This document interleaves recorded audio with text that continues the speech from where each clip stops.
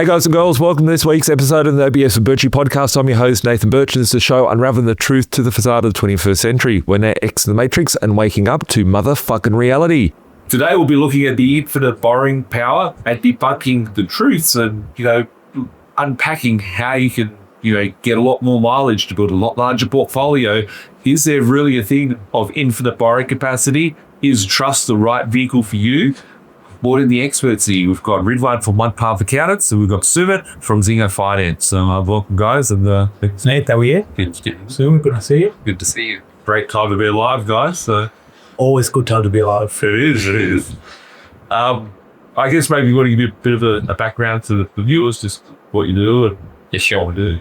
So I'm Sumit, as everyone knows. Well, not everyone else. Everyone in the room. Yeah. So I've been working with Zinger Finance and B.Invested group of companies for the last 7 years. So this is my 8 years in the industry. Yeah, that's it. Fantastic. Soon's my go-to guy when it comes to get clients to understand quickly what it is they can do, borrowing-wise, just answering questions, which is fantastic. So it's always a pleasure. So, Ridhwan, you're the accountant? Yes, I'm the accountant in the room, and I've had a couple of podcasts and webinars with you, so thank you for having me back. Pleasure, mate. It's always good to have a chat about these interesting discussion topics. This one's going to be really exciting, very interesting for you guys. Sumit, you're working with Zinger Finance. Your role's the broker, looking after the team. You've got a large team of staff. You train the staff. You work with the staff, and you coach them to, understand finance. Your level of knowledge of finance is something that the industry doesn't see, right? That's why it's very, very exciting and great to have you today to run through these myths and different things like that. So, I guess maybe if we just jump in from the basics, right? Like we talk often about people having 10 properties, 20 properties, 30 properties, 40 properties. Some people get there with no trust and they buy them under their personal name. Sometimes they need a bit of help getting them that large portfolio.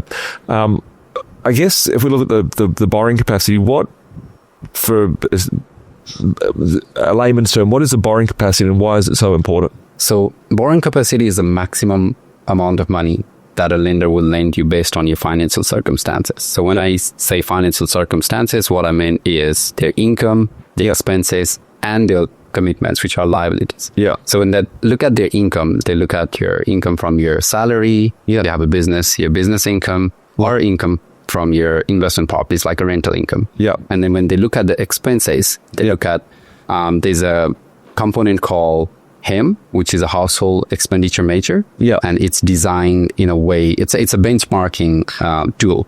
It's designed in a way, let's say if someone earns 100K, yeah, and they are spending, let's say, $1,000 per month, just because they are more like very budgeting kind of person. And so, yeah. But in an industry, most of the people might be, in the similar case, might be spending $2,000 or $3,000. So the bank will take that expenses into consideration for calculation. Yeah. They're adding a bit of a buffer. Yeah. And then they have non-HEM expenses, which are like private health insurance, private education, and so. Yeah. And the other side is the commitments. So if you have any existing commitments and liabilities like personal loan, credit cards, and so, yeah, they look at overall aspects of income, commitments, and expenses. Yeah. To let you know how much you can borrow from the bank. Yeah. The other aspect they add on is the buffer rate. Yeah. So let's say you're getting interest rate of 6.19% or so from the bank. Yeah. But when they do the assessment, they add 3% on top of that. Yeah. And some of the banks add 2% or 1%, depending upon their policies. And that's there for a reason. That's where they're like, if there's any change in the interest rate, if you can still able to pay those loans back to them or not, if you can make that monthly repayments or not. So that's in general or simple word, that's the case for borrowing capacity. Awesome, Sumit. And the borrowing capacity that people have, there's always a ceiling of, if someone's on 50 grand, 100 grand, 200 grand, 300 grand, $500,000, $1 million, there's always a cap of what people can hit. And there's ways that you can I always like to think about it. Like if someone's on 100 grand and they go and buy $1 million worth of property, just hypothetically, the servicing is very different. Soon it'll be, no, you can only borrow 765,000, right? But anyway, let's say you buy $1 million, you buy $1 million worth of property. When you buy that $1 million, if you're living in that property, you got no income coming from that, so it's going to gobble into your servicing. But if you've got 5 properties at 200 grand a piece that rent for 400 bucks a week, you now have 100 grand base income, plus you have 5 sets of tenants paying you 400 bucks a week. So you've got another 100 grand worth of income. So the bank will really look at you as you've got the 100 grand income, plus you've got the 100 grand in rents. They do their calculations based on that. And then on top of that, because that loan itself is an investment loan, so for the serviceability purpose, you can negatively gear it. Okay. So there will be an add back of income from negative gearing aspects as well in the servicing calculator with lenders, which will improve your servicing on top of the income that you're getting from your income, from rental income, plus the negative gearing add backs. Does the HEM change, or is it set by APRA or the banks, or is it internal policy? How do they make that up? So there's this institute called Institute of Melbourne, something related with economics and so they do this research all the time, right? And based on the market, like inflation and so, they keep on changing that HEM. We recently had some changes with some of the lenders, so as soon as that aspects hit in, they will keep reviewing it every now and then to make those changes within the HEM. Similar to the RBA basket of goods, I think. Similar concept, right? And the buffer rate, is that also bank set, or is that a APRA type setting? So it's more like a bank set. So they have specific rules where they have to have the floor rate, which is like, let's say for one of the bank, it's 5.94%. Right. So they'll take whichever is the lower. So if it's 5.94 for them, and then they add 3% on buffer as a buffer rate. So let's say your interest rate is 6.19%, 3% buffer rate is 9.19. So they'll take higher, 9.19, or if the interest rate drop downs drastically, in that case, in some economy, like when we were doing it in 2017 and 18, the floor rate was what they were going through, because floor rate was higher than the buffer rate that they add on. And does that change from bank to bank? Yes, that changed from bank to bank. So major banks has 3%, some of the second tier banks has 2%, and some has even 1%. So you can chase a bank with a more preferable buffer? Yes. So it depends upon what the clients want to do. Some of the clients are high risk taker, where they want to acquire the properties. They don't care about the interest rate much. So depending upon the client's needs and wants, we as a broker have base interest duty. So if they are interested to acquire that property, some of them will even go with the second tier lender with high interest rate, because they have more flexible policy, flexible in terms of assessment as well, like 1% buffer rate. That makes a lot of difference in calculation. And on that cap, like, so if someone's hitting, let's say someone's got 100 grand income, what would you say the average income we would see from a borrower coming to you, like an individual or a couple? I would say an average roughly. So as an individual, we'd say somewhere between 60 to 100. Okay, so 80 grand, And as a couple, like double that, or 100 to, let's say, as a combined income, 100 to 150, 180. Okay, cool. And if someone's on that level, like, how do we get them? Like, I was doing a presentation yesterday, and I saw like this little video that was made up of someone that got like 10 properties in 4 years, and the exact time they pulled out equity and all that. How can we help them maximize their cap and not get hit? Because a lot of people get stuck at the first property or the second property. So you get to 10 or 20 properties. What sort of measures can we put in place to try and expand that? And okay, so usually what happens is when they start the investment journey, or when they get in touch with us, let's say a fresh client who just wants to start the investment journey to build up the property portfolio, so they might have funds of 150k.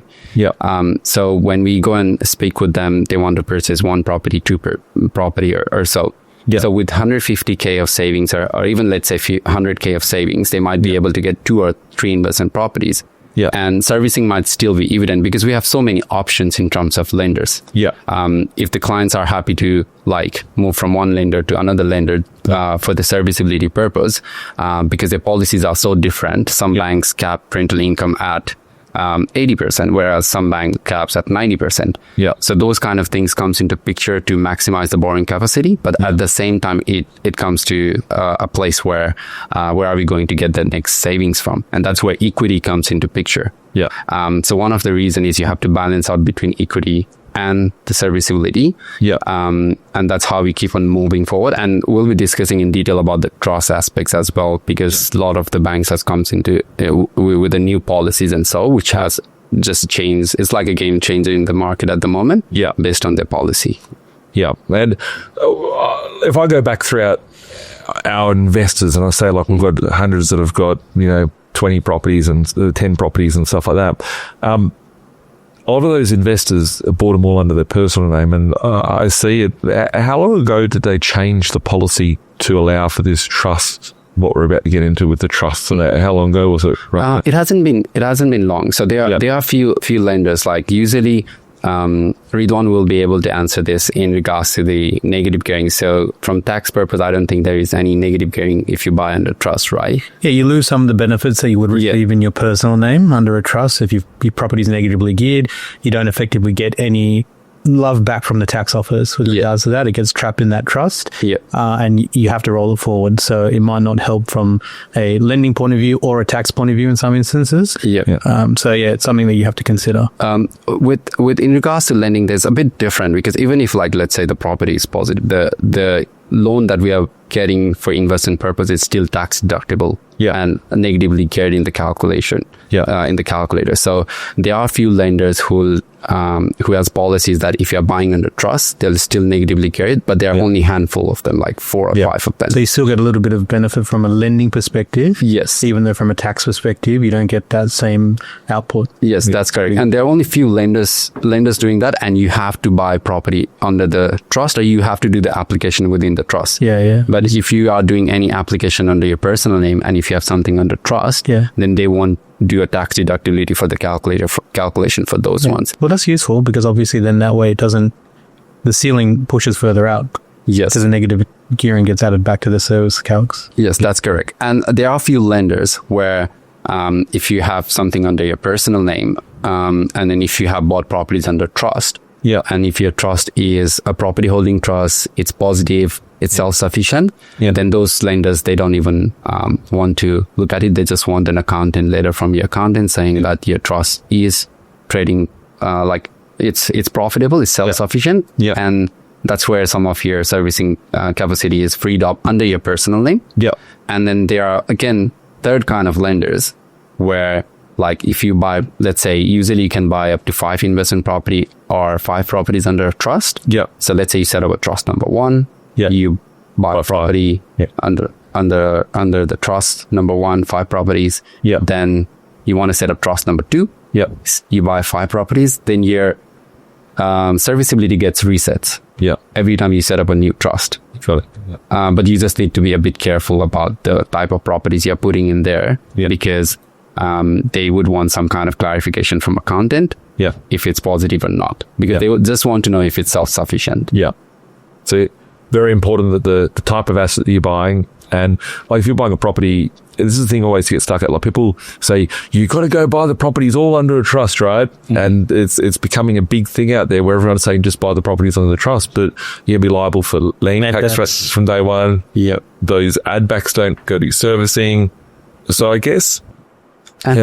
And also, like, sorry to cut you off, and also in regards to, like, as I mentioned previously, serviceability is one thing, but if you're continuing your investment journey, then you need equity. And like whenever you have a property under trust, so if you want to go back and do a valuation or so with the lenders, so most of the time it might just have to be a full valuation that might delay the process or so in releasing an equity. So you might want to balance it out between your personal name and your trust. I see that there's pros and cons for it, and like I guess if we can go for a deep dive, because I think there's a lot of misinformation, something new with policy changes. A lot of people just go, just buy trust, buy trust, buy trust. But if they come in and close that loophole, which they always do, they can do around it. It will impact you as well. So what is the term infinite borrowing capacity? What is that like? So instead of infinite, it's like more maximizing your borrowing capacity. Is it really infinite? That's the question. It's more like, okay, if you are a fresh new investor coming into the market with 500K in your savings account, and you can go to this specific lender who has this policy, as I mentioned, can set up trust number 1, buy 5 investment property. There are certain criteria, as we can discuss about this later, but like, let's say trust number 1, buy 5 properties, then you set up trust number 2, then you might be able to buy 5 more properties there because they don't look at whatever you did with trust number 1. Yeah.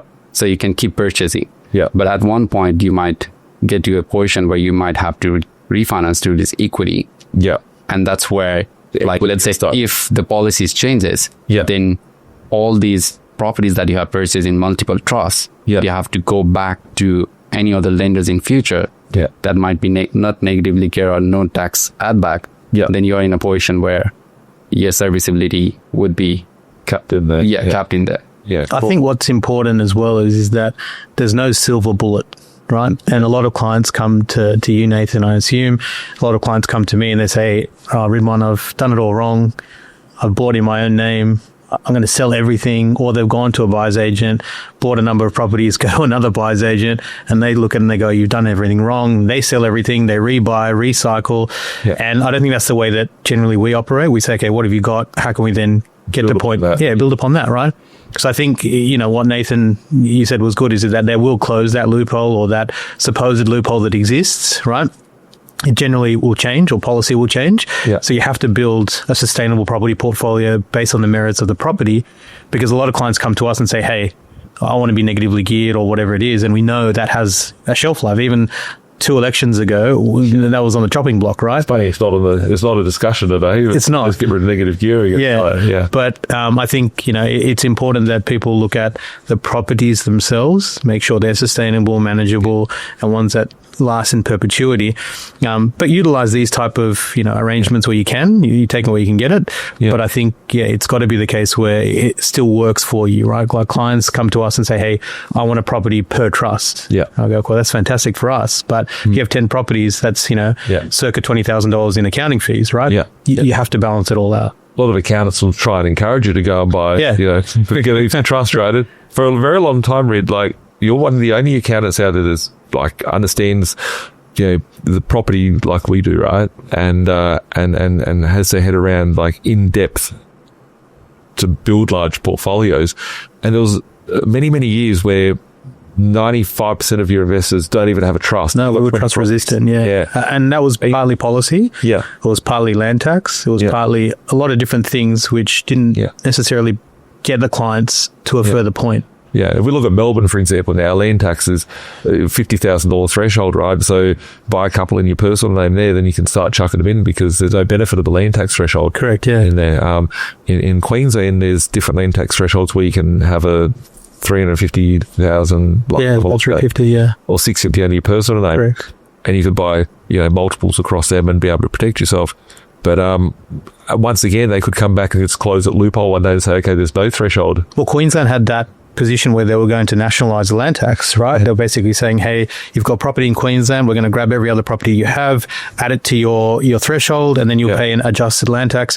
And everyone was just losing their minds, right? And they quickly withdrew that. But there's 2 things. Policy can change, both at a legislative tax, revenue tax, ATO federal tax level, and obviously bank policy, right? Yeah. And so the one thing that we've seen over the many, many years of doing property returns is that good properties basically act as a shield for any changes like this, right? Yeah. They are meant to do that. They're meant to get you ahead. They're not meant to keep you up at night. They're meant to make you eat tuna or staple your socks together, although you've done that.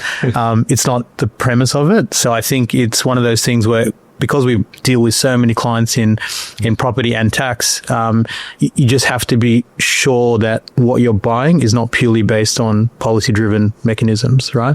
So that you can actually then stand the test of time. So, without a doubt, I think a lot of early on, we did 95% of clients without trusts, right? And that's because, bank vals were full vals and they took a lot more time. They cost money. You wouldn't get as favorable valuations in some instances. And it was just a lot harder to deal with 10 years ago, right? Yeah. And now it's a lot easier. So I think you have to play the ball as it lies. And now trusts, work well. Yeah. But again, there has to be a limit. There has to be some practical elements. The strategy, you need to find the balance as well. Yeah. Because I've got few clients using different accountants and so. Yeah. And they're like, I want each property to be in each trust. Yeah. First, it's the same work. Yeah. It's easier process as well. Yeah. But that means you have more setup costs for trust, more operating costs. Yeah. It was great for the accountant to suggest to go buy it. Okay. Is they getting more business? But the other thing is, I think it's the very important aspects for the audience is that the structure of the trust that they accept, because there are different kind of trust. There's a fixed trust, discretionary trust, hybrid trust. Yeah. And like, for example, most of the lender don't like hybrid trust for lending purpose. Yeah. Like fixed trust and discretionary is still acceptable. Yeah. But it's more beneficial for anyone. It's not an advice, but just based on the lending perspective from how banks looks at it, discretionary trust is more favorable. Yeah. And just in regards to the trustee as well. Yeah. Banks accept individual trustee as well as corporate trustee. Yeah. The more they emphasize on, or if you want to work between different lenders throughout the investment journey, which you have to do if you are building up a property portfolio, and it's always like favorable to have a corporate trustee instead of individual trustee. Yeah. And there are a few other aspects like whoever is a loan party, like they need to control and they need to get the benefit out of the trust. Have there shouldn't be pointer and a beneficiary effectively. Right? Yeah. So there shouldn't be any other third party shareholding. Yeah. And sometimes I see like a pointer as an accountant or so. Yeah. So those kind of things can't happen because that means you're giving the controlling power to someone else. Wow. You see that? I've seen that. Yeah, I've seen that. Wow. I was like, okay, this shouldn't happen because the banks wouldn't, under the lending policy, they wouldn't want that to happen. Yeah, and that's a fundamental flaw in the setup advice. Yeah. That if an accountant, there might be a very rare example where that is true, but an accountant acting as their appointor, who is the ultimate control in the trust to remove the trustee to effectively do a lot of different things. That's a fundamental flaw. So it's not, that wouldn't be the default position. Maybe that was a family friend. Maybe that was, also their lawyer, for example. But generally speaking, that's something that, I definitely wouldn't put that hat on. Yes, so there's specific like criteria which the banks will look at, and then if you have these kind of like trust set up, like let's say discretionary trust, corporate trustee, all the shareholding and everything is within the trustees, and so then most of the bank will tick that box off. Okay. Otherwise, you'll get into a situation where if you are an individual trustee, sometimes they will have to take that into consideration. Like, how the isolation policies of the lenders, it won't come into effect. Okay. Cool. And I guess from a broker's perspective, like looking at, things that people do on a daily basis that screws themselves up, like, is there some things that you could give to the community, like today, just maybe the top 3 things that to protect yourself? The first thing is your credit score and credit report. Yeah. You have to be careful about that. That's most important aspects. It's more like a driving license. Yeah. You need to make sure you don't take bad points. Yeah. You need to protect that at any cost. I've got a client, who was in a process of selling his property last year. Okay. And then he went to that specific bank and mentioned that he is in a process. So he just don't want to make the repayments for the certain time being. And there was some kind of miscommunication between two parties. Yeah. And then they put him into financial hardship instead of a repayment holiday or so. Yeah. Okay. And then he has 6 months worth of defaults as a financial hardship. And the issue is it will take certain number of years to get that out of his credit file. Yeah. So his servicing is very strong. Yeah. He has a lot of funds because he sold his investment properties because he wanted to, it wasn't right for him as per what I had a chat with him in regards to. Yeah. And he wanted to start his investment journey again. Yeah. But we are stuck with that specific case. But we were able to find him a home solution. Yeah. But it's a bit premium cost. Yeah. I had a client like that who had a privacy breach. Yeah. And then somebody went to the bank, opened up a credit card in their name, ran up a bill. He wasn't aware, went default. Police got involved because it was a privacy breach identity. But the bank is still holding him liable, and now it's on his credit file. So when he went to get a loan, he had to go to a low doc lender, and he's paying a premium because the bank haven't expunged it from his credit file because it's like an open investigation type thing, right? Yeah. So I think it's super important, that even if it's not your fault, yes, it can still affect you negatively, right? And we're on the cusp of a rate cutting cycle. You don't want that, on your credit file. On your credit file, Yes, that's correct. And the other aspect is cross-collateralization of the properties. Yeah. So we have seen a lot of cases where their existing broker or banker has cross-collateralized the property. It gets really difficult when we are trying to refinance to release equity to continue investment journey. Yeah. And with cross-collateralization, it's very complex when we have to uncross it. If you want to leave one property with that specific lender, if we haven't done the valuation, and so sometimes some of the lender will reassess the entire deal and we'll only be able to figure it out it's cross-collateralized either to the client or when we move towards the settlement. Yeah. Yeah. That's another aspects we need to be careful about because we need to keep each property separate. Yeah. With Zinger Finance, we never cross-collateralize it. I think after like billions and billions of dollars that we've settled, there might have only been like a 1 or a 2 cases, but they were for a very specific, timely strategy. Yeah. And then we try to uncross it straight away. Yeah. And it's usually comes from the client. Otherwise we don't usually cross-collateralize. Yes. That's another aspects we need to be very careful about. I think Ridge said about like rate cycle coming down. I think there'll be a lot of brokers out there that'll try and refinance and say, hey, let's fix it on a 2-year fixed rate. Why do brokers say 2-year fixed rate for? So it's a dodgy little practice out there. So how brokers get paid through the banks or the lenders are to commission. Yeah. So we get paid commission, and if we refinance that properties within certain number of months, like usually it's 2 years for most of the lender, but some of the lenders it could be like 18 months or so. Yeah. Then whatever revenue that they have paid to the broker, they need to pay it back. Yeah. It's called a clawback. Yes. Yeah. That's the commission model that brokers and banks follow. Yeah. And then there is this practice in the industry where they'll fix it for the client, and then if the client wants to do something like refinance to build up a property portfolio or so, then they're kind of stuck because if the interest rate that you are getting at the moment goes up, then there is a break cost. Yeah. And with the break costs, some of the client wouldn't want to go that pathway. 10 grand, 20 grand. Yes, that's expensive for them. Yeah. So that could be another thing that you don't want to do. Like if you are actively looking to invest and grow your property portfolio or so, fixing it would be a bit of a roadblock for you, and it could be expensive for you at certain times. Yeah. In this scenario here, do trusts have a higher interest rate compared to an individual or a personal borrower in some instances? So with trust, it's a very similar interest rate that the lenders gives under personal name, and so there isn't much difference. So they put you like with one lender it's 6.40 after discounts, and we get the same for the personal one, and same thing with the other one, we get 6.74. Yeah. And it's very similar under personal name as well. Yeah. So there isn't much difference in terms of interest rate. Excellent.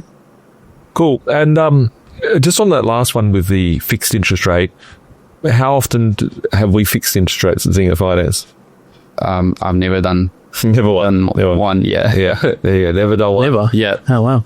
Because you want to refinance the next. Yeah, of course. Yeah. So our clients are very motivated investors. That I've come across. So like sometimes you can see like them getting to 10 properties.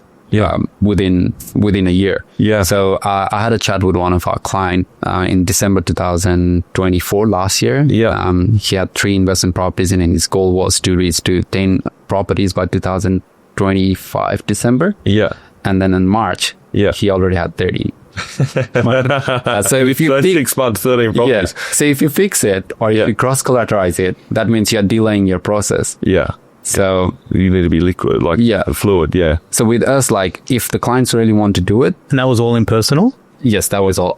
So just clarify. Just clarify that. That was my next question. Yeah, right? So 13 properties. So December 2024 spoke to us. Yes. March 2025, 13 properties. 13 properties.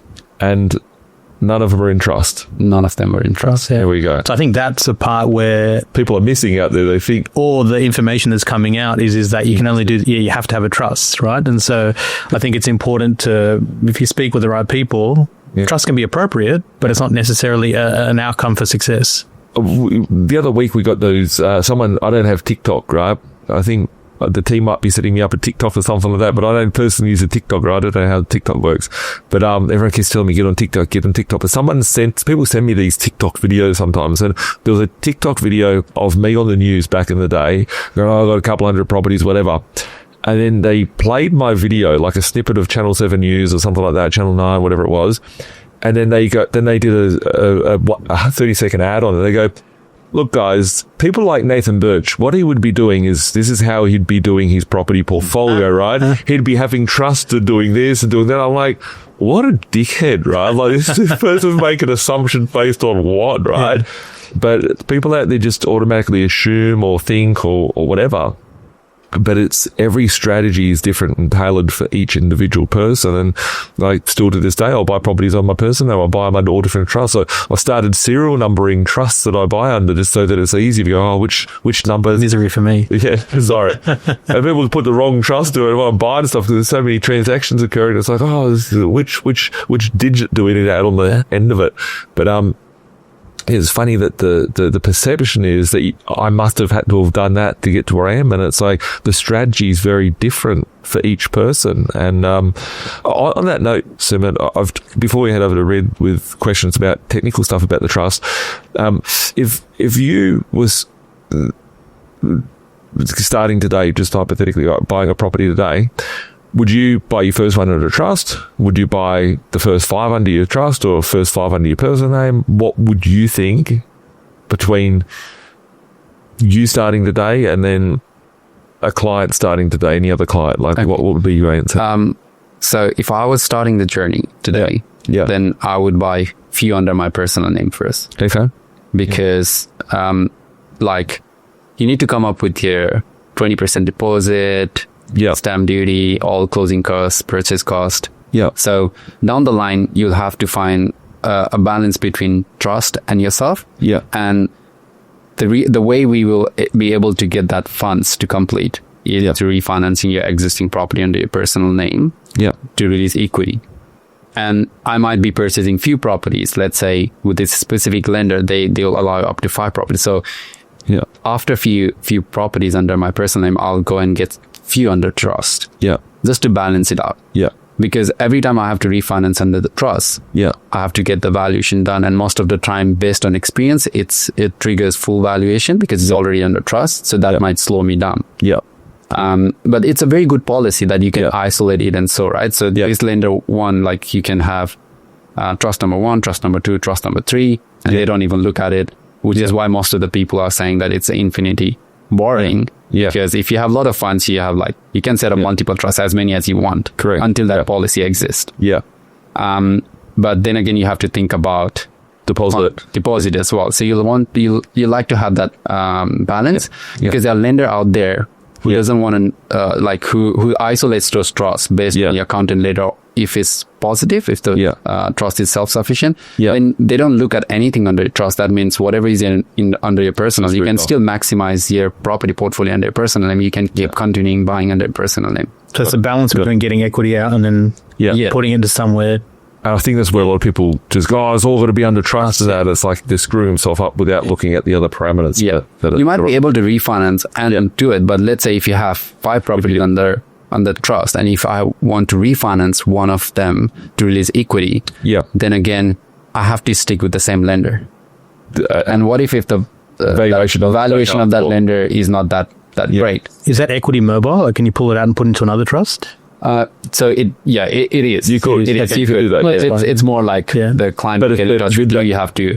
If you, let's say, for instance, we buy under your personal name and you go to 10 banks, one bank doesn't agree with you don't agree with the valuation, go to the next one, and let's say you bought it for 200 to revalue and it comes in at 220, but the other 2 banks say that you can revalue it at 300, 320, right? So you're going to want to take one of those 300, 320 valuations. But if you've got one of these trust structures and the only bank you can go through is that first bank, well, then you can't take it to the other banks to capitalize on the higher valuation. So you need to have liquidity outside of the trust position to be able to Yeah, even from a tax point of view, sometimes that mechanism can be difficult. You're extracting equity out of one trust to give to another trust. Yeah. Obviously, you want to claim a tax deduction for that equity release. Yeah. If you've got no corresponding income from that equity release, there's a little bit, we can be done, but there's a little bit of paperwork and numbers that you've got to do around that. But that can also be a complication, right? And that complicate your affairs further, right? Yeah. I think it's important to look at the whole picture and the whole landscape, because like we're just chatting beforehand. I'm turning 40 this sort of week, or filming this, and 10 years ago was very different to where I am today, right? And the life cycle of people, like, where you are today is not necessarily where you're going to be in 10 years time. So if you've got a single person, in 10 years time they might have a partner. In 10 years time after that they might have kids, right? But with that person that's going to be staying home with kids, will their income be, what will be happening to the income? What will be happening in that position? So I see people that just strap properties together. Oh, I'm the husband, I'm the wife. Let's go 50-50 on the deal, right? And is that the smartest thing to do? Sometimes it is, sometimes it isn't, right? But if you've got that property you want to pull the equity out of, and you've got to bring the wife back to the table every time to get her name on the loan documents, and she hasn't been working for the last 5 years because she got 3 kids behind her, well then that would have an impact. That will definitely have an impact if the female applicant is not working and they're part of a loan. Because there are only few lenders who does there's a policy where you can kind of isolate yourself even if you own property with your partner. But then again, you're reducing the number of options you have in the market, which you don't want to reduce that number of options. I think, like, so say for instance you got a guy and a chick, so 2025, you can have anyone, right? But let's say we have a guy and a chick, and you've got 100 grand income on both of them. The chick goes and has the kids who's not working for 5 years, and you load all the properties that have depreciation in the chick's name, and then that's not going to be good for her or anything that's got any tax benefit under her name. But the guy has the intention of working for the next 10 years, structuring who takes what property, right? If you've got positive cash flow properties and you go, okay, the missus isn't going to work in 5 years' time, we'll load all the positive cash flow stuff under her name from a tax perspective and put the ones that have all the depreciation and tax benefits under the guy's, one if he's going to have to work.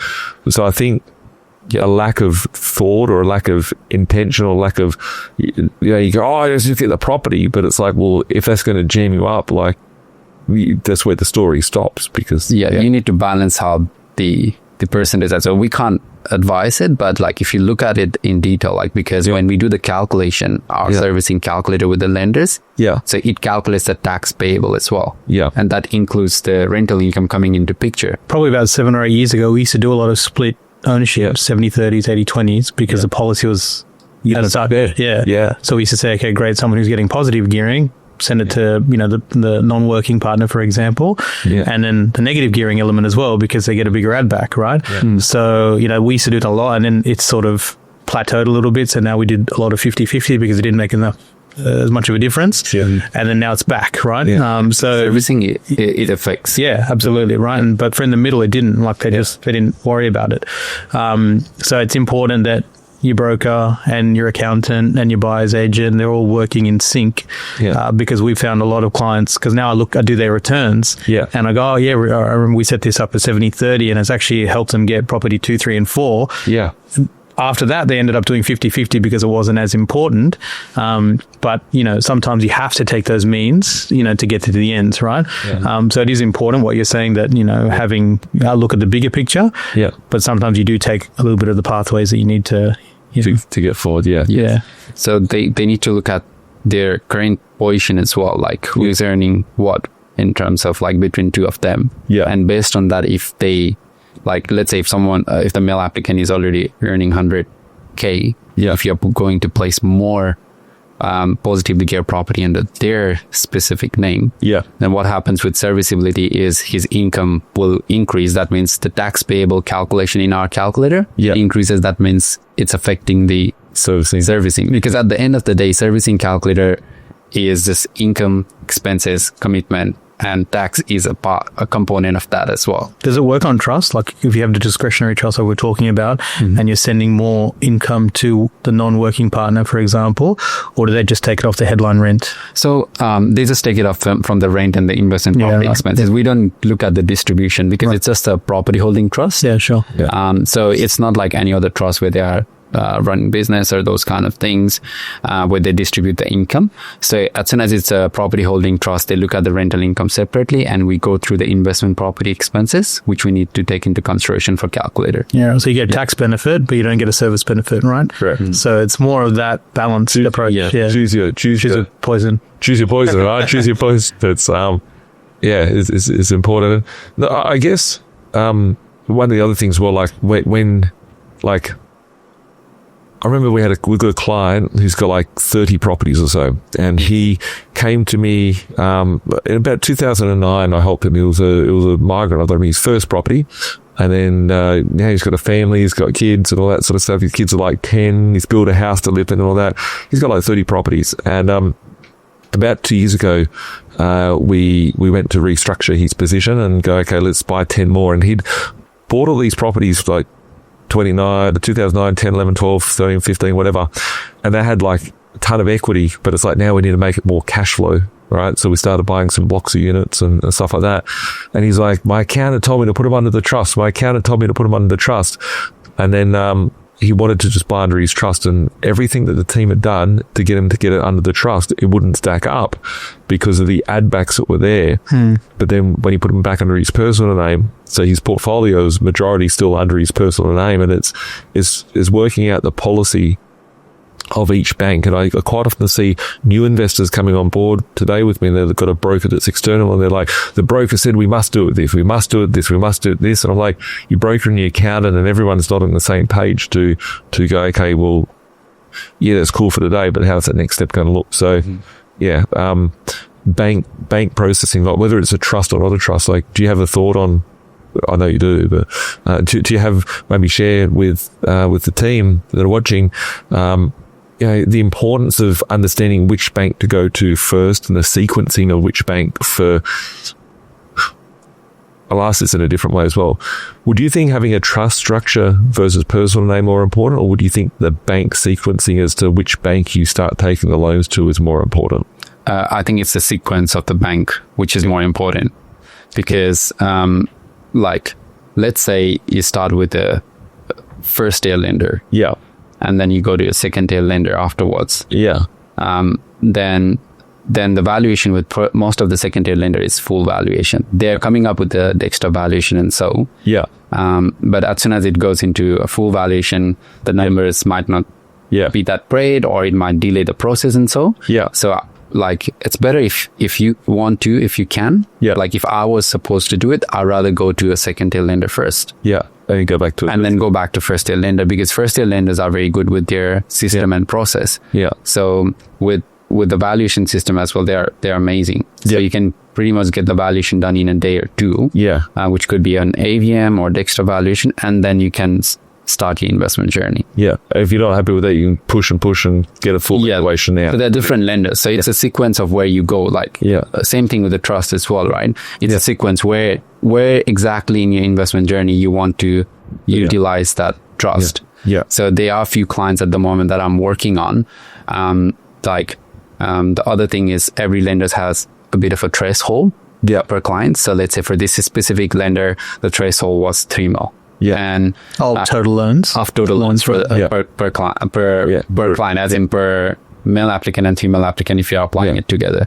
So he kind of maxed out over there. Yeah. So he wanted to keep continuing the investment journey, but he doesn't want to pay more interest rate. So if you go any further down than that lender, then he would be paying a bit premium interest rate. Yeah. So what he started to do was he started to look at his portfolio, and he's like, okay, this property has been there for a while. So like I might come back to you afterwards. So he went and like restructure it, selfie of the property under personal name, get that net sales proceed, and he started to buy under the trust. Yeah. Now he has acquired 2 investment properties under trust, and he have freed up his space under personal name, so he might be able to get 2 more under personal name. Yeah. So he's just utilizing that policy system and everything to maximize his borrowing. Okay. I think it's kind of like what we spoke on the last webinar, like that structure planning. You might have yourself, a trust, and a super fund. Yeah. And you sort of, pinballing between them to get the relevant bank policies. And, you're getting 2-3 a year. Yeah. After 10 years, you got 20 or 30. Exactly. Right? So, yeah. They just add up, like people, when I speak to people and they're the first time and they've just come across us recently, or a friend's put them in contact with us, or referral or whatever, and they're like, oh yeah, I'm like, okay, cool, let's break it down. What are you trying to do? I want 100 grand income. Let's go like 5 to start off with, and we'll get another 5, and we'll get to like 10, and we'll try and get to 15, and probably get to 15 in the next 24 months. And they're like, whoa, it's like you're ordering lunch, right? I'll have 2 hamburgers, and it's just like, yeah. But it's like possible, right? Yeah, like, very. That's what we do. Absolutely. So I guess, Red, moving over to the accountant side of things, the tax side of things, maybe if you want to give a bit of a background on the pros and cons of the trust and how that could work. Yeah, look, I think the trusts have been talked about a lot in the last 24 months because of the, supposed infinite borrowing. But you and I and probably Sumit have seen there are some pros and cons, and I think it's fair to say that we're not necessarily one camp or the other. You just have to look at what works, right? Yeah. So you're just aware of what the actual cons are, if any, and I don't really call them cons, I just call them facts, right? Because it is what it is. Yeah. But a really obvious and big one, which everyone hates, is land tax, right? Yeah. So in New South Wales, if you had a discretionary trust and not a unit trust, what Sumit was referring to before, you're paying land tax from the first dollar of land that you own, right? Land tax being the land value that's governed by the valuer general. So if you had a property of $500,000 in, well, not nowhere near Kellyville anymore, but let's just say we had it in Penrith or whatever it might be. Yeah. You'll be paying 1.6% on that if it was inside of a trust. So that can add up per year. You don't get a threshold in your own name. You get about $1 million a threshold, slightly over. And so you have to be strategic about where you're buying with these trusts. So whether it's a trust in New South Wales, Queensland, they don't really mind. But if you have a property which is in Queensland in a New South Wales trust, you're still paying, or you're still subject to the Queensland land tax thresholds, right? So you just got to be sure that where you're buying and why you're buying are for the right reasons. Because if you say, hey, I want to be more tax effective, and then you're paying land tax in New South Wales, you're not being tax effective, right? So I think some of those considerations have to be looked at rather than just being trust focused or, paralyzed by not being in a trust. As you said, you've got plenty of properties in your personal name and you're way over the threshold, but it's something that you would certainly consider if you were buying in Northern Territory or you're buying in South Australia, for example. So trusts have a land tax issue. They have a compliance cost to them as well. They're also subject to more scrutiny when it comes to certain elements of how you manage the money's inside of the trust. So you distribute all that money at the end of each year. You can't hold it inside of the trust unless you want to pay the top tax rate. We have a structure where a lot of clients are on a high income. They might have a discretionary trust. They might have a block of units, which is making $100,000 a year.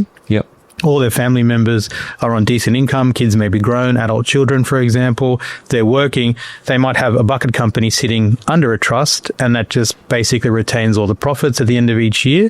And then you end up having this kitty inside this bucket company, which you can then borrow back from or re-engage into the property portfolio.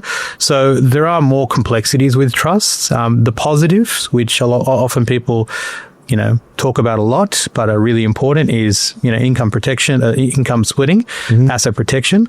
But the other big one is that perpetuity, right? So if you're in a position where you or your, spouse or partner pass away, for example, that trust can remain in perpetuity beyond your life. The property can stay inside of that trust and then provide for your children, provide for your next of kin, for example, as long as an executor sitting and administering that for you. So it gives you a little bit of forward planning. Obviously, testamentary trust, a lot of people know about. When you do pass away, it can continue. But it's also a way to get your kids involved in your life, in their life, inside of a trust, and actually plan and say, hey, I'm buying this property, it's for you. If you get divorced or if you go through a financial separation, business or personal, then this property is actually protected for you, right? So I think trusts are useful in the sense that they have a place. If you're solely trusts, right? I think it's like a bad diet. If you're only meat, then you're going to have other problems. If you're only salad, you're going to have other problems. A balanced diet tends to be the best one. And I think having a clear conversation with your accountant as to what are the supposed cons and the benefits of it is really useful, but also being practical.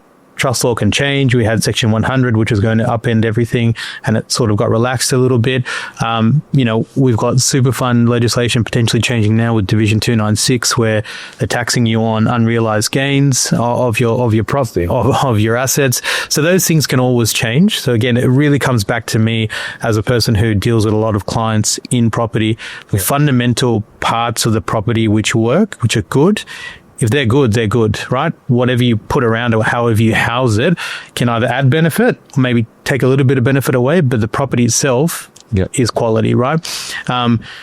What you touched upon before was really important. Individuals versus corporate trustee. We always recommend corporate trustee because it adds a second layer of, perpetuity and a little bit of forecasting in terms of what happens if mum and dad, it was an individual trustee. If one passes away, you have to get all the paperwork done again. Whereas if it was a corporate trustee, it's a much easier set of change to be able to provide to the banks and your solicitors and everything like that. You just change it at the ASIC level. Yeah. And it could be the case where you want to drop off a parent or you want to drop off one of the trustees because they might be having personal issues, for example, liability or whatever it might be. Yeah. You don't want them involved in that. Trusts also give you some anonymity. Don't be like Nathan where you name them like alphabetically 26 letters.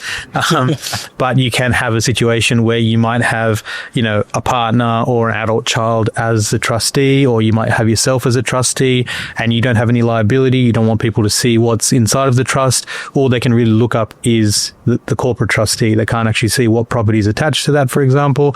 So that sometimes that gives you some anonymity, which helps.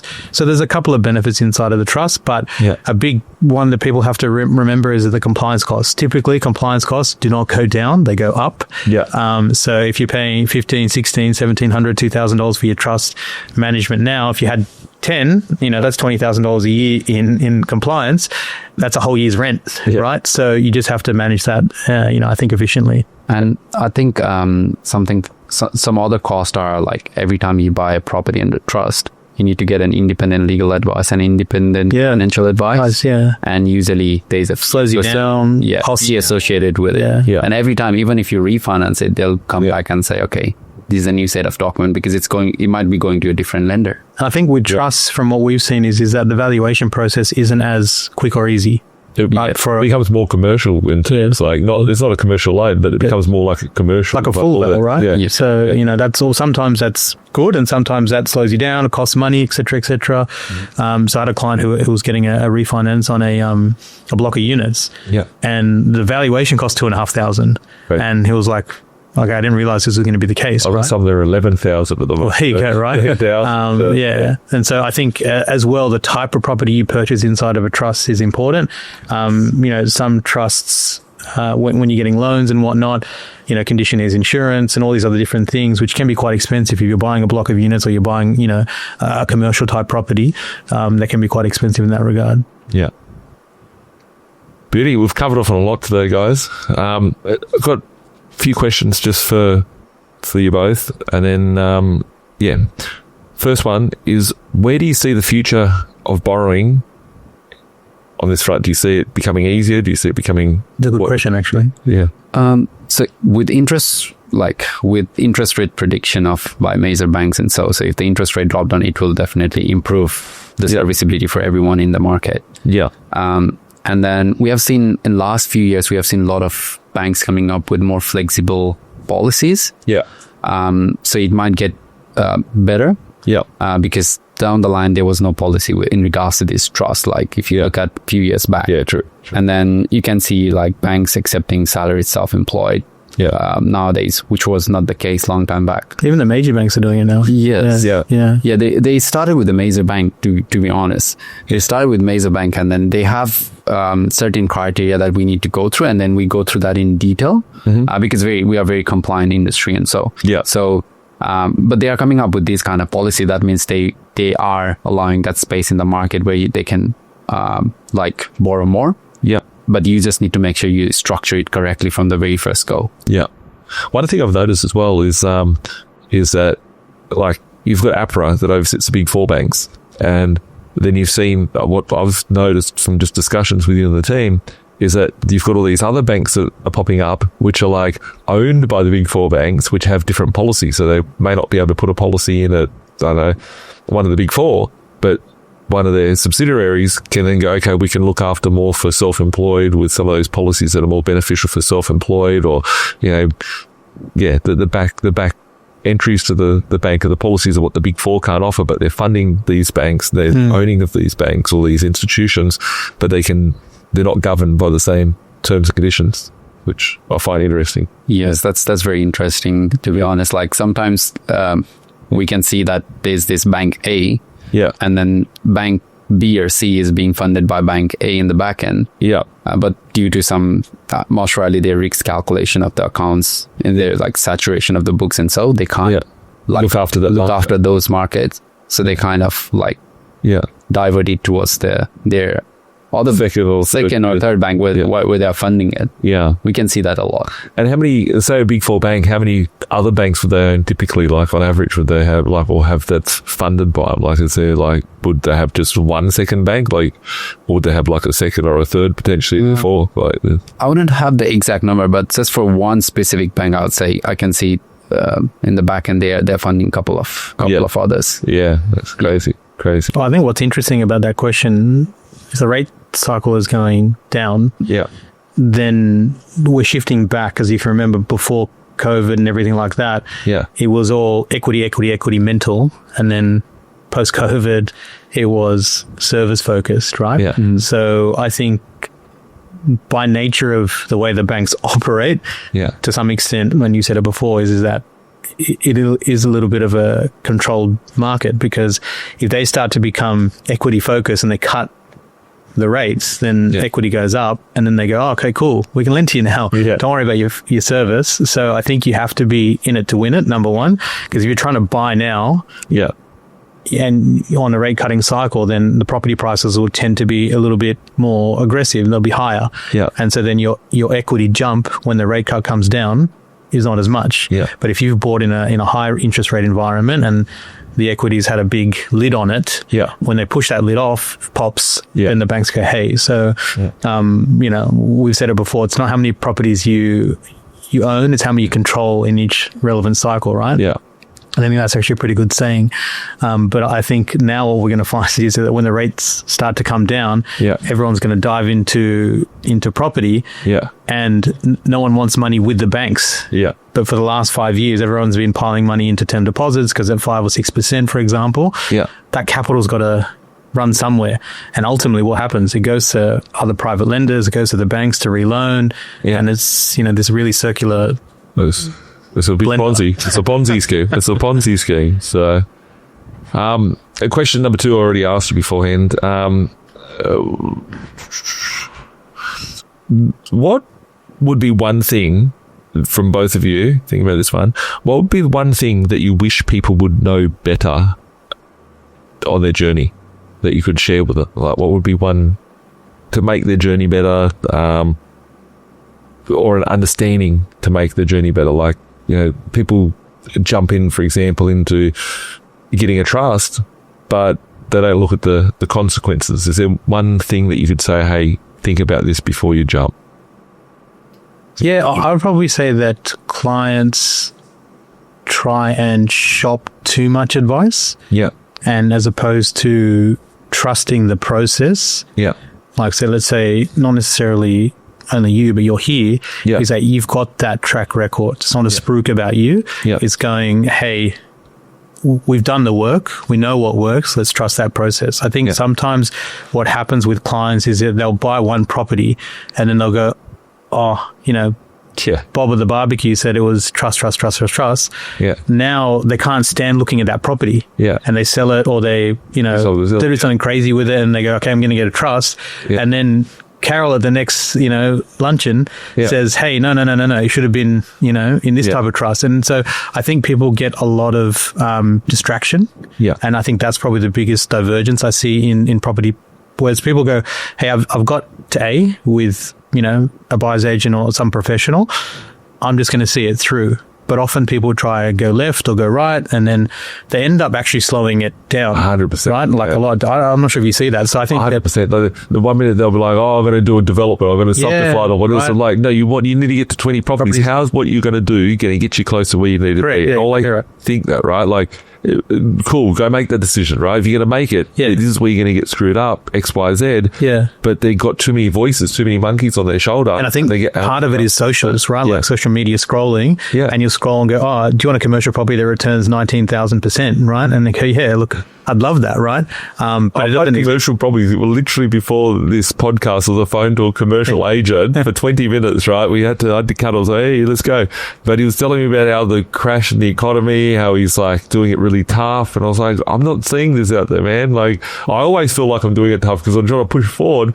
But, you know, the world's doing great. And, it's interesting to see out there because commercial property gets totally just decimated in tougher times. And well, he said there was like I think on the phone he was saying that last year they were saying about 11 or 12,000 a square meter, and now it's about 8. Yeah. Well, that's like a 40% drop in the price of it, and you don't see it. You have no rentals for like years. So you go, oh, I've got a high yield with tenant pays for the council of strata. Well, if you've got no tenant for 3 fucking years, you're going to go broke, right? And these are not in like backwater areas, in central business districts, right? Yeah. So I think that's probably what I see in answer to your direct question is that if you trust the process, then it's what we were talking about the other day. Nathan's dragged me to the gym, and so you were going to the gym for like 2.5 years, right? And you were doing well, you're solid, but then you trusted a process with a professional, and in the last 12 13 weeks it's like changed 11 weeks. So Michael Pritchard from MPH, shout out to him. He's I was randomly doing a video at his gym, and he was like, oh, do it like this, and I was like, fuck, like I'll keep doing it like this, right? No wonder why I got tennis elbow, right? No wonder why this, no wonder that.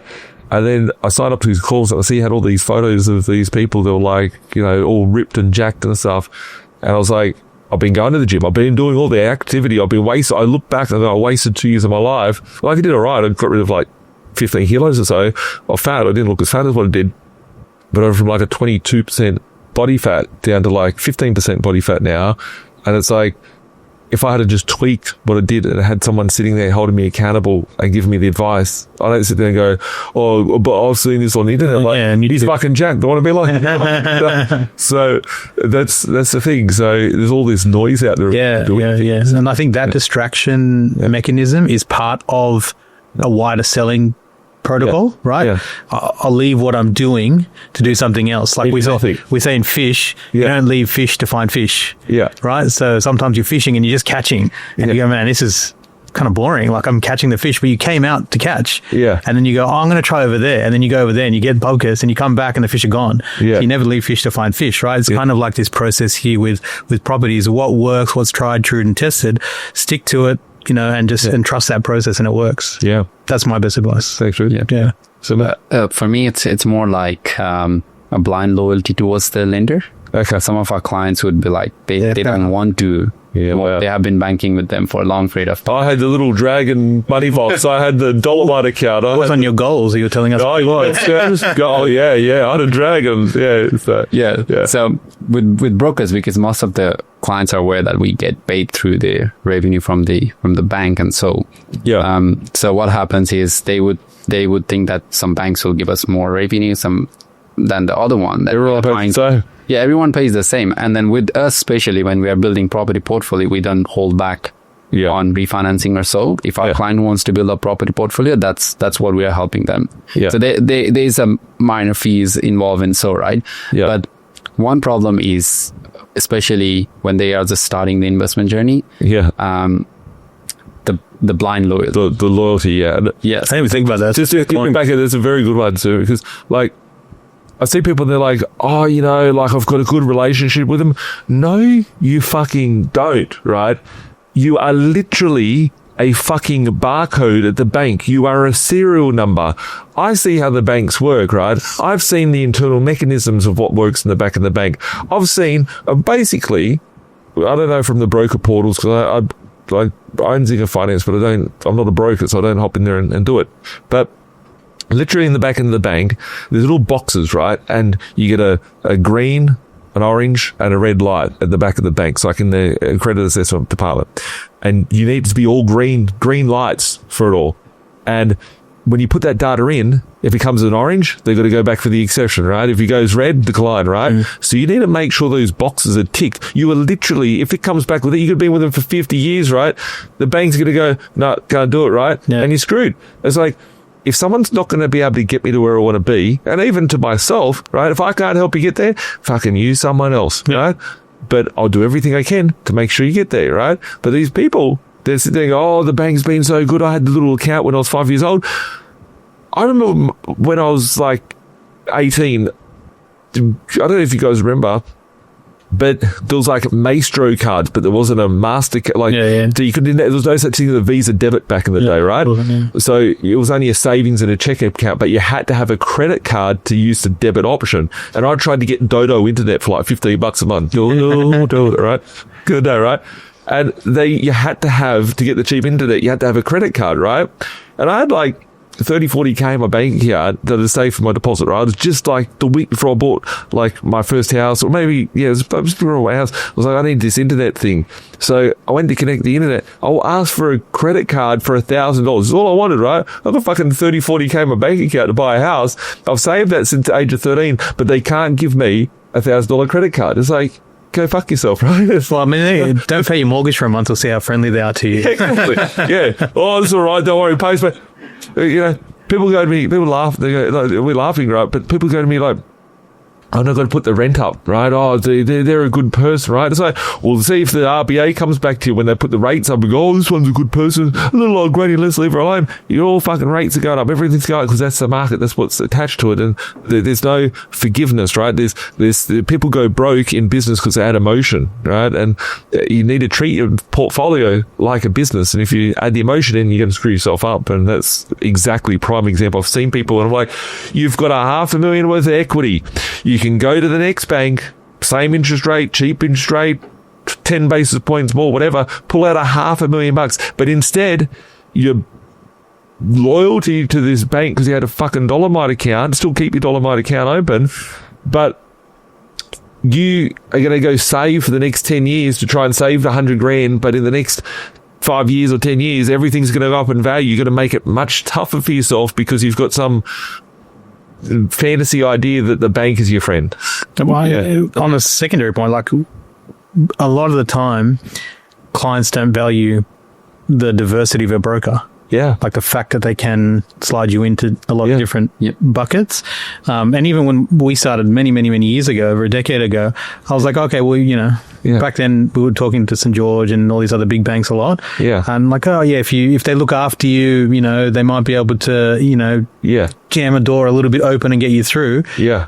But the brokers kind of have all the doors, all the keys, right? Everyone wants to... everyone wants to use them, right? Yeah. So I think it's, even I've evolved in that perspective. So that's a good point. Not one bank. Like if you want to build a 10, 20, 30 property portfolio, one bank, unless you're on stupid money in millions of dollars a year, not one bank is going to get you from the first property to the 30th property or the 50th property. Difficult. Yeah. It's very, very, very rare.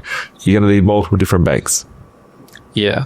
So just to add on to that blind loyalty, like as a broker, we have to provide with, we have a best interest duty, right? So we have to provide 3 options. And we've got clients, sometimes even after providing options, they'll still choose the same one. And we have to go ahead with that one because that's what they choose. Yeah, that's what they choose. And then we have to, we have to put their interest first. Yeah. So that's... And you're not allowed to like guide them and say, oh, but you should go like... Yeah. So we have to provide 3 options saying, okay, this is option 1, 2, 3. Yeah. And then they will still choose the thing. Yeah. Okay. That's the mindset I think some of the people need to change if they want to escalate their process to build up the property portfolio. But if they want to have that 1 and 2 or so, and they're happy with that, then it's kind of like that video you sent me is that if you get enough properties, the banks will come to you. Yeah, exactly. Right? Exactly. They'll say, hey, we need your business. And like, I don't think you haven't taken a car loan or anything like that for donkey's years because you have properties which give you're a bank. Exactly. Because like you go to the bank and go, hey, I've got these properties. It's moved up in value. Give me money. You don't have to go and say, hey, can I have a car loan for... It's been 10 years, right? 10 years since I got a loan at the Big Four bank, right? I'm getting one at the moment. It's taken me 18 months to get a loan, nearly 2 years to get a loan. And it's going to be cool. But 10 years, I don't have a credit card. I don't have a car loan. I've never had any loans for any items. Sometimes I've done creative financing with people, and I've like strapped the property that I own outright to another property and say, give me the finance on it, I'll pay you over 5 years and we'll make it happen and stuff like that. But you get to a point where whatever it takes to get it across the line, the bank's just a tool there as a leverage to make it happen. So, yeah. If I was to say one thing, it would be having a good relationship with debt. And that's why I say all these crazy things about how money works, how currency works, and getting that understanding, because people are scared of debt. We've had these discussions, right? People get scared of debt, not from all different angles, but the reality is that money is debt. They create it out of thin air. You could go and earn 100 grand, and whilst you go and earn it, get robbed from the state, pay heaps of taxes, all that sort of stuff. They're literally people there just pushing buttons and printing more of this money. And, if you pay 5%, you're getting a 10% return or a 7% return or whatever. As long as your cash flow is supporting that debt, get as much debt as you can. No financial advice on that front, of course. But my view is you have a really good relationship of debt and understand how money works, because that's the game of the wealthy is being able to leverage and utilize that strength. Yeah, no, fair enough. That's a good point. Yeah. Beauty, guys. Well, I don't know how long we've been on this podcast. It's been fun. Yeah. We've been here for a while. Well, good hearing Sumit. Thank you for having me, Nathan. Thanks for having me, mate. We'll see more Sumit. If you like Sumit, you got questions for him, like smash up a like and comment below of questions that you might have. As a final parting note, how would people connect to Sumit? Like, what's the best email and phone number for Zinger? So our email address is info@zingerfinance.com.au, and the best number to contact us would be 0288559250. Beautiful. Awesome. Thanks, Sumit. Beautiful. Red, how do people connect with you? Best is info@onepathAccountants.com.au. Drop us an email and the staff will get back to you. Beauty. Awesome, Red. Well, thanks a lot for coming on, guys. Thanks for having us. Thanks a lot for tuning in. Thank you. Make sure if you like the podcast, smash up a like, leave us a comment, share it with your friends and family. Google Play, Apple Play, and Spotify and YouTube every Thursday we drop. I always say, you can contact us on the phone number and all that. But one thing I haven't done is we have a direct link where you can book a conversation with my team, which is just B.Invested.com.au/discovery session. So, if you're watching this on YouTube, the little link is below. You can type it in. But, if you have any questions, reach out to us. We'll be back next Thursday with more podcasts. Thanks a lot. Bye for now. Like Bilal said, man, we stuck in the matrix. This my advice, don't care if you take it.